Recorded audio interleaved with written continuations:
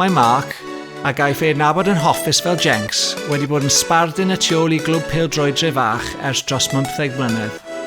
Fel cadeirydd y pwyllgor, aelod o'r clwb chwaraeon cymunedol a'r prif dirmon, mae ei ymroddiad wedi helpu i drawsnewid y clwb yn ganolbant ffynus gyda dros 300 o chwaraewyr o bob oedran a gallu.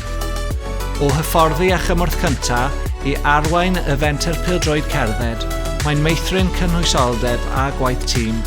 Mae ei gyffyrddiad personol yn ysbrydoli gwirfoddolwyr ac yn cryfhau cysylltiadau gyda'r cymuned. Viv has devoted 20 years of volunteering to the Roadrunners.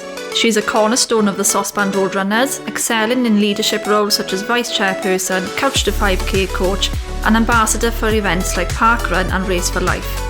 Her initiatives include organising the Pembrey MT10 race, founding a workplace running group for mental health, and supporting community efforts like litter picks and food bank donations. Even while receiving cancer treatment, Viv inspired others, raised funds and supported those affected by cancer. Her tireless enthusiasm, resilience and commitment embody the club's welcoming spirit.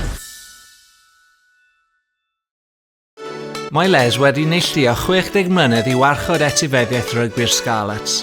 Ymunodd fel llanc 17 oed ac mae wedi dal swyddi gwirfoddol allweddol gan gynnwys golygydd rhaglenni gêm a cheidwad archif hanesyddol ddi-gyffelyd. Gwnaeth defnydd arloesol o ddadansodau gêm yn y 70au gyda Carwyn James ac mae Les yn dal i fod yn brysur yn 77 oed wrth cefnogi arddangosfeydd a phrosiectau treftadaeth y clwb, gan sicrhau bod hanes cyfoethog y Scarlets yn ysbrydoli cenedlaethau'r dyfodol.